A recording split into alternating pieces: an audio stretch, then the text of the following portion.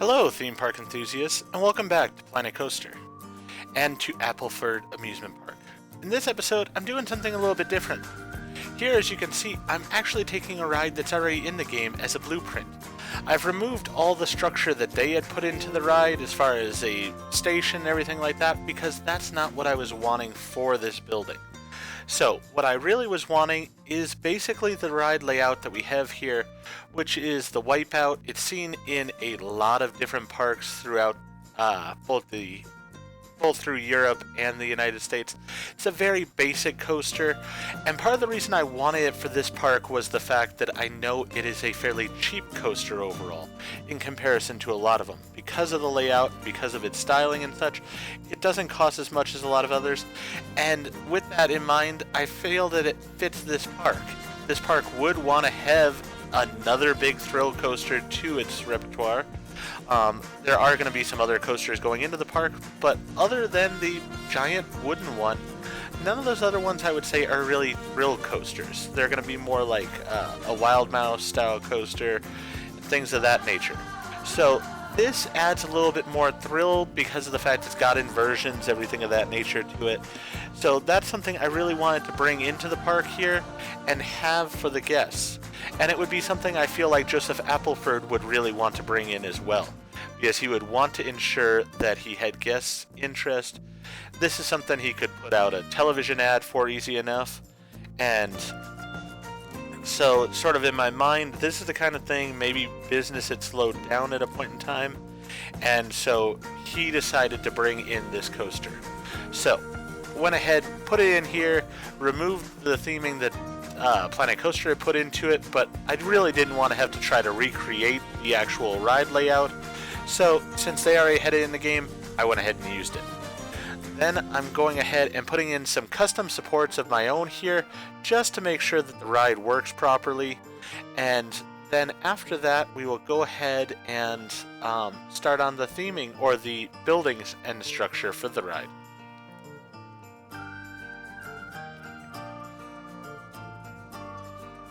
So for these supports here, I sort of looked at different pictures of, say, the Wipeout over, I want to say it's Flamingo Land, but I could be wrong, over in Europe. But it's a fairly prominent fixture in one of the parks over in England, and it was one that I felt this was sort of based on and could replicate as far as some of the structure here, just to give it a bit more support than it would have otherwise.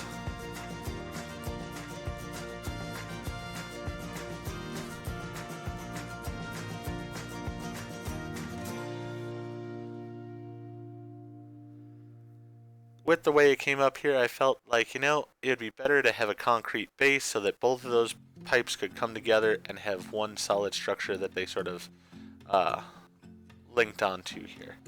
So with that in mind, went ahead and went with the design that I came up with here. Is it perfect? Probably not.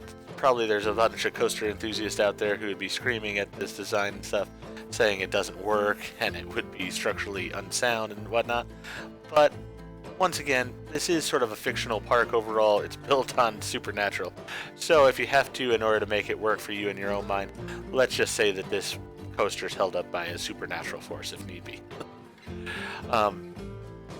With that structure in place, then I wanted to go ahead and put in the pathing. Now, unlike on the other side there over by the haunted house, this pathing I wanted to be more of straightforward and direct, because as I said, the other side's going to have the sort of garden in it, and I wanted to have more of an organic feel to it. This side is not. This side's going to have some more rides to it and whatnot, so I wanted it to be more straight and to the point kind of thing.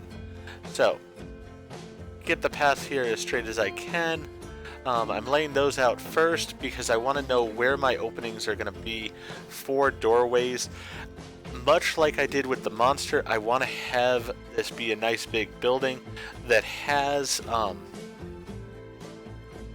a gift shop in it, and I'm sort of planning it out in advance with that in mind, so that way it should be able to function quite well. I do realize here after a moment or two that the fast pass where I was going to have it is going to interfere with that building, so I go ahead and move the fast pass just down to here. It works out perfectly fine here. Just needs to be edited some to try to straighten it out and make it as close to what I want as possible. As I said in a previous video, I probably will go back and take away a lot of these wooden pieces and go with something else. Here, I had an idea that I just wanted to try real fast that came to mind. I was thinking about trying to build a room inside the haunted house here that I could put like a prop behind, so you'd sort of see it through the windows. And I liked the idea of it, but after I played around with wall structure a little bit and floor structure, I just found that it really wasn't going to work well. It was going to interfere with other things, and it was just going to sort of look half thrown together, and it just wasn't worth the cheap gag that I was wanting to put into it. So I quickly decided to get rid of this area, remove it, and then I go back to the coaster.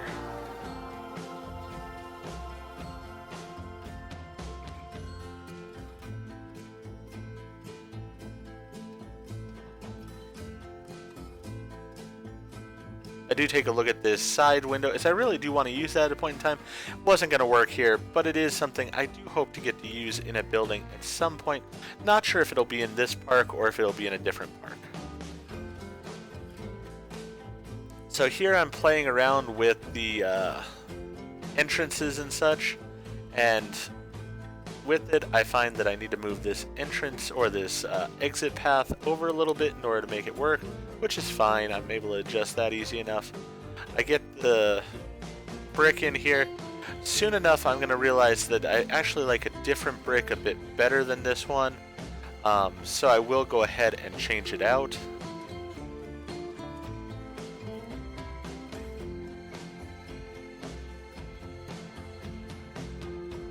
What I was hoping for at this point was to put in some windows and some doors and such that were a certain one particular style, but I didn't find anything that I really liked. So instead I went with the brick that I actually used on the entrance to the park with the train station.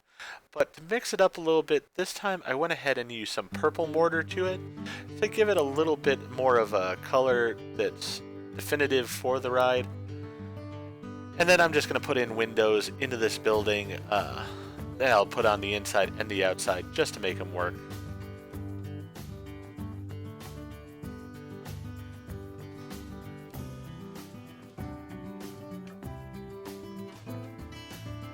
So here I'm just putting in some curbs and such just to ensure that people don't glitch through the walls and whatnot. As far as I understand it, by putting the curbs under the ground there, the people should walk around those curbs and so therefore actually use the doorways as the doorways are intended, which would be a nicety.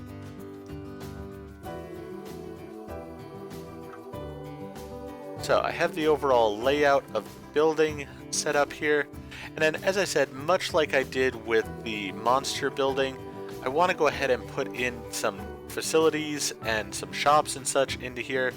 I do go back and look at the monster quite a bit for inspiration, as well as to borrow some things.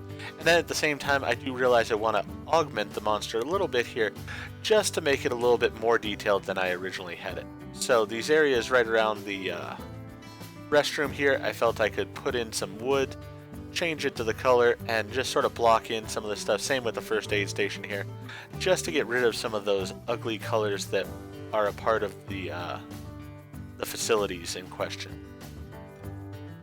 So I take care of that, head back over here. Now with that in mind, start to work on this building. Decide I want the first aid station here, and I want the restroom on the other side. The first aid station's going to have just a simple entrance to it here, but with the ride being what it is, I felt like this might be necessary at the time, because I don't want people getting overly nauseous on the ride and then getting sick and making a mess in my park.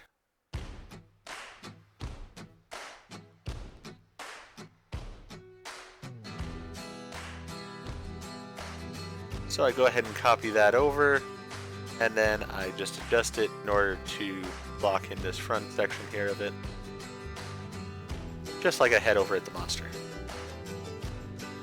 Now again, I'm putting down the pathways here first, and then I'll cover this whole area over with some wood flooring. So that way all this will be covered in, but I wanted to make sure that people could get to the areas that I wanted them to first and foremost. Wanted to use some different siding on it this time than I had in the previous restrooms. So I am planning that there's the wall that separates the entrance and the exit areas, and then I put in a doorway so that way people can get back over to that first area for things like strollers and such, same as they did with the monster. So put an ATM in over there, and I figured I could put one shop in here. If I set it up right, I was able to just about squeeze it in. Unfortunately, I had to have the little ridge in the floor, but that's just something I can't seem to get rid of here. I really hope that's something that they might adjust in the next game. I actually was able to finally get it to work, but in a lot of cases you have that little ridge to the floor, or you have with the natural path little posts that go around it. I wish they would have an option in the game so that I could turn those off, because I really don't want them or need them, so I would just prefer not to have them at all. You know, it's not the worst thing in the world, it's not the end of the world by any means, but as I said, it's just one of those little things that would just be nice quality of life upgrade for a Planet Coaster 2. So then I know I'm not going to be able to fit any actual things over in that corner, so we can go ahead and start laying out the pathing here.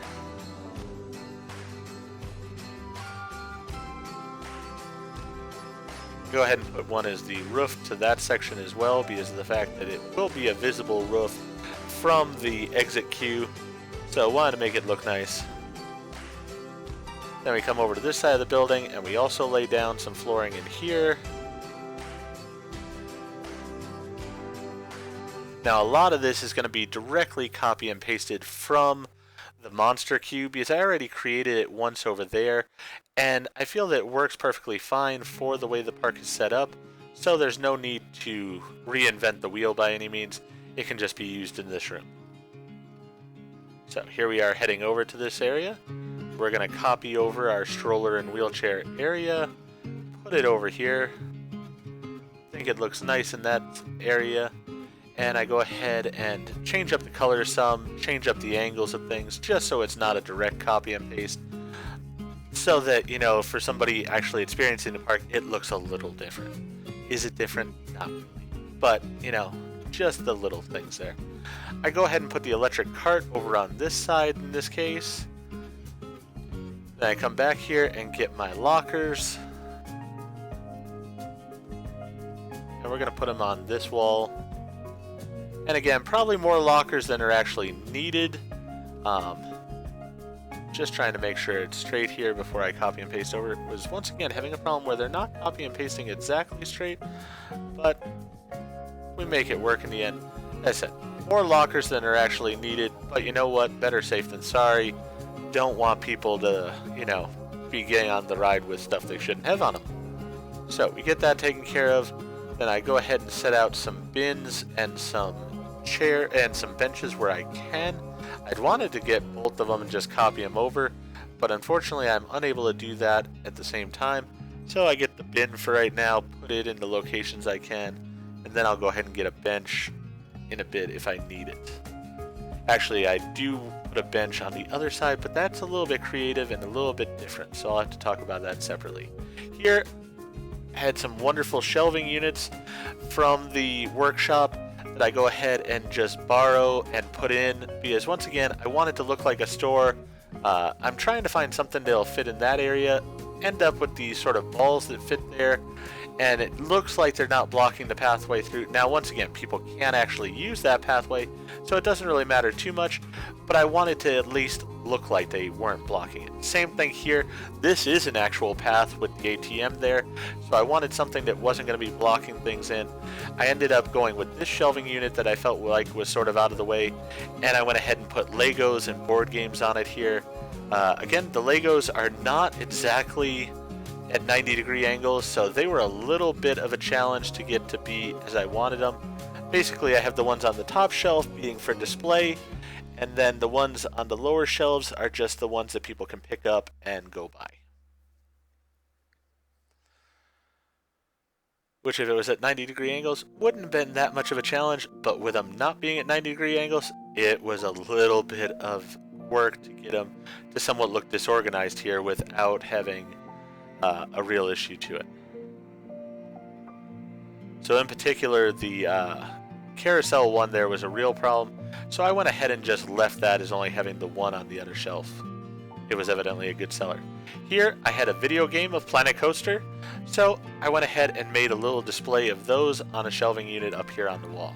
Again, I didn't want it blocking or being something that people would walk through on their way to the bathroom, but I did want it there as just a little something. Then can't forget shirts for a ride, because of course people are going to want to buy a t-shirt after they've been on a ride. I know I do personally.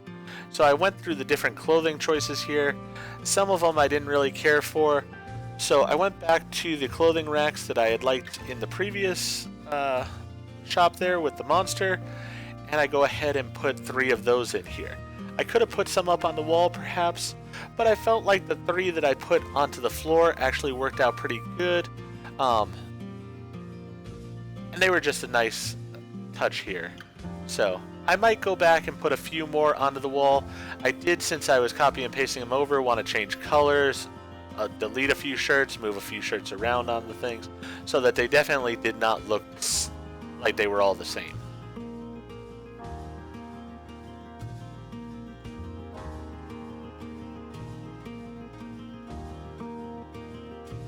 Then I go ahead and try to fill up space with a few more of these candy barrels. I wanted to change out the barrel for something else. I realized in order to do so it was going to be a real hassle. I tried a few different shapes and realized, you know what, the barrel wasn't that big of an issue to me, so I left it where it was. Then I'm going about here and I'm just designing the look of the building a little bit. I wanted to put in lighting inside the building, so I went ahead and put these puck lights into a beam, and then what I'll go ahead and do is I'll go ahead and flip the beam over so that way the lights are shining downwards, and that way I can recreate it. Actually decided I didn't want the haunted house beam and I prefer this smoother beam in this case. This is a bit of a sleeker building, so I wanted something that was a bit sleeker as far as the beam was concerned as well.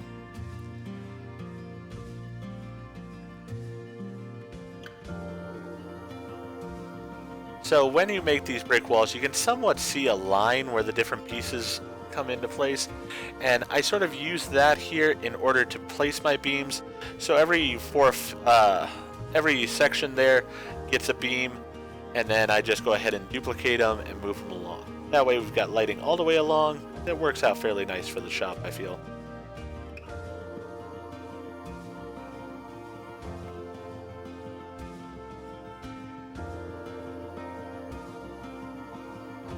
I have seen some people use a trick of putting in some lighting into the floor underneath lighting such as this to add a bit more light to the area and such, and I might end up doing that in certain areas just to make sure that the shop is well lit. But overall I was pretty happy with that design.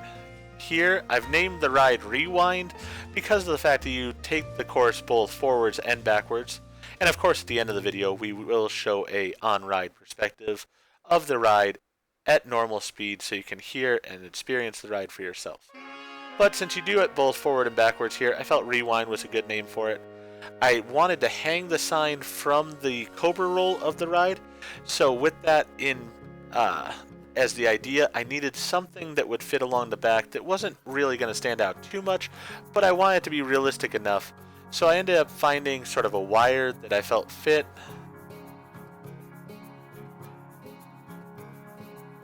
Ended up going with this one here.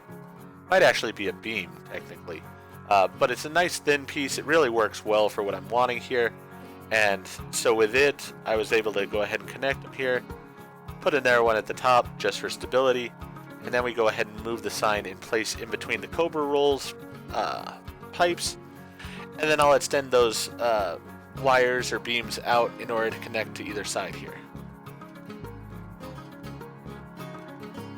As I said, with this particular ride, it's not about the ride itself. This is a very traditional boomerang from Vekoma. As I said, it is called the Wipeout, I believe, on the one that I've seen the most video footage of, but it is a Vekoma Boomerang. they're in a lot of different places, and as I said, it's a fairly inexpensive coaster overall, which is sort of the reason I put it in here. I think having it by the river, having it near the gondolas, all that works in its favor because it does add to the overall aesthetic of the ride, and it makes it a little bit more engaging for the rider. So then I started putting in the roof pieces. I definitely wanted to go with an angled roof on this, so I wanted to go with sort of two different angles just to give some different look to the building overall. We get that here because we'll have to have that ridge piece on this side of the roof while we don't on the other side.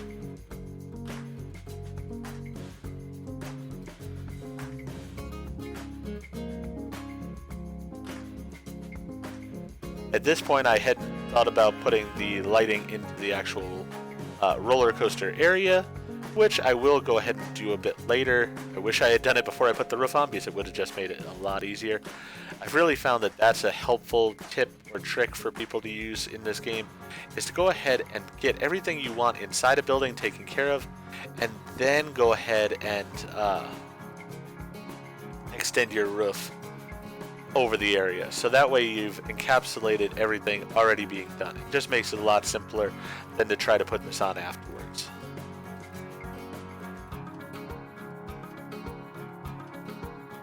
Here, I didn't like how close that piece of roof was, so I put a little overhang onto it, and I'll actually stylize that into the building a little bit later. Here's the rewind sign that I decide on this ride I'm going to use again on this side, so that way from the front entrance it also is visible. Again, going with that whole idea of having the major rides having their name and lights on the side of the building.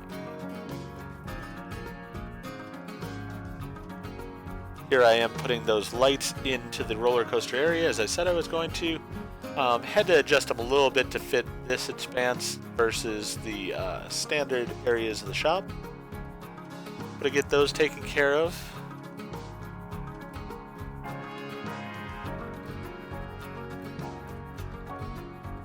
And then I decided, you know, for this ride, I actually want the name also in lights inside the actual building itself. So here we go through a sped up version of the ride itself just to see how it is, make sure everything clears nicely, everything works great there. So now I can go ahead and start detailing the outside of the building a little bit. I wanted to go ahead and add some posts around the doorways here to go ahead and give a little bit of design to them as well as some color. So go ahead and do that.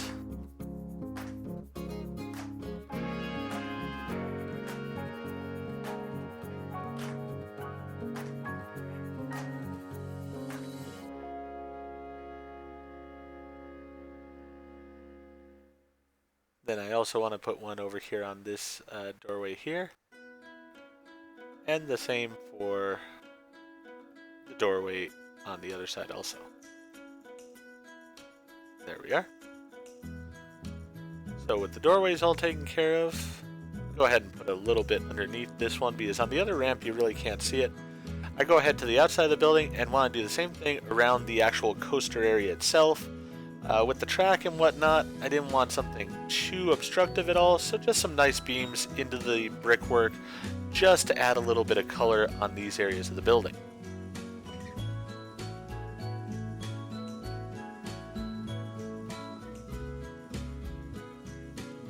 As I've said in previous videos, I do like the purple I'm using more than the gold, so I am definitely leaning on it a bit more. I recognize that, and I am going to try on certain builds to maybe use a bit more gold than purple, just to sort of balance it out a little bit more than it is right now. So here I went ahead and I got a fake bench that was created by somebody, and it's on the workshop, because you can't attach a bench in these areas unless it's along a path. But I wanted to have seating here, so that way a grandpa or a grandma that didn't want to go on the ride had a place to sit down while their grandchild went on the ride. Personally, growing up, I had parents that weren't really huge fans of thrill rides and stuff, so there's been plenty of times where I've been at a park and my mom has found a nice bench to sit on for a while I went on rides. Looking back on it, sometimes I feel guilty that she would do that, but I really do appreciate the fact that she was willing to be patient, willing to let me enjoy my experience. It was something that really made my childhood fantastic. It's something I will always remember, and I'm really thankful for. But I did feel like those benches really did do something nice there, and I'm going to try to, any sort of bigger rides that I'm going to put in, I'm going to try to remember to put in some benches for those rides. I may go back into the Monster as well and put some benches into that area also. Probably have too many of the lockers as it is, so I could probably fit some benches into an area there that would be a bit more realistic, and at the same time, as I said, give some people who are not into rides like this but who are willing to sacrifice and sit there while their son or daughter or just family members enjoy the ride, give them a nice place to sit. So as I said, probably I'll do that with the Monster. Definitely plan to do that on any of future rides I make. Here, just using some beams, obviously, to sort of trim out these edges, make them look a little bit neater. Same thing I've done on many buildings already. Have gotten better, as you can see here, of realizing that I can copy and paste things over, so that way I don't have to replicate it every single time.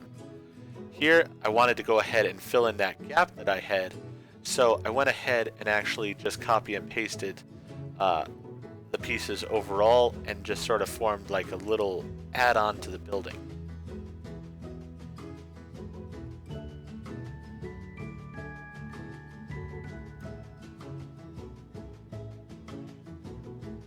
And just completing the rest of the beams around the area, then putting in this piece on the top of the roof just to make it look a bit nicer. I actually do put it into this area down here as well, just to give a little bit of visual interest to it. Maybe it's sort of the cover for a rain gutter that runs along there or something, I don't know. But I just felt like it was something nicer than just the sort of concave area that was there. Now I'm trying to find some windows that I feel will work. I went ahead and ensured that I put them on the inside and the outside. As you can see, I had to take a few off on the outside there because of the fact that the word rewind is blocking them on the inside. So made sure to make that accurate both on the inside and outside. And then I go ahead and put lights all the way around the windows here. I didn't show it on the Monster because just the sheer number of lights and such that I put onto the building, as well as the windows and such, was just enormous. So this was a bit of a smaller build in that aspect, and so I felt it was good to show. Basically, it's the same type of thing that I did with the Monster, just at a smaller scale. Here, I realized, why don't I just copy over the windows with the lights already attached, making my life easier.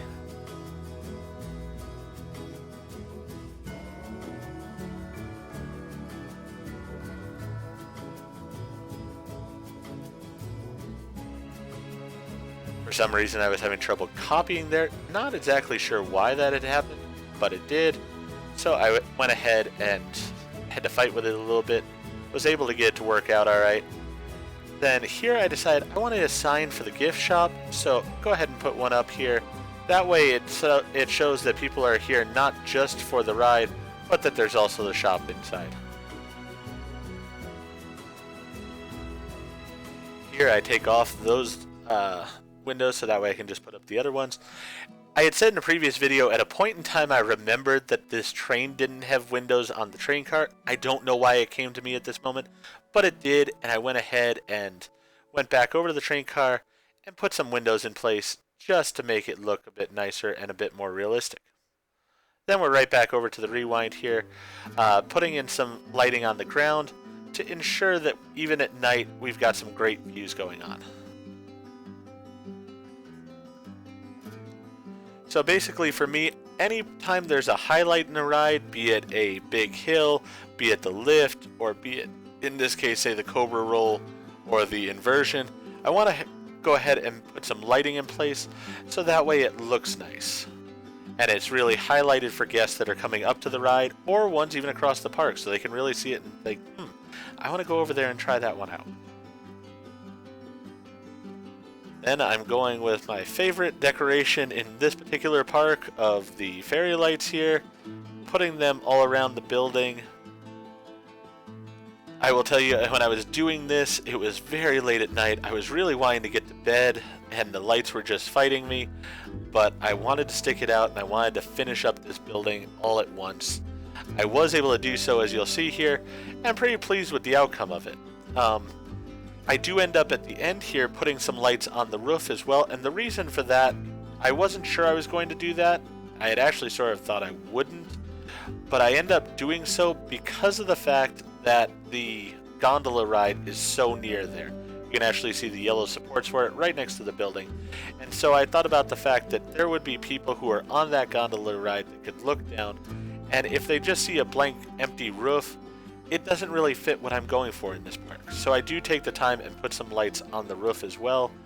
It probably took me another 20 minutes or so of time at that point, and I was definitely exhausted from it, but you know what? I feel like it paid off for the park and the look of the park overall, and I'm happy that I did it.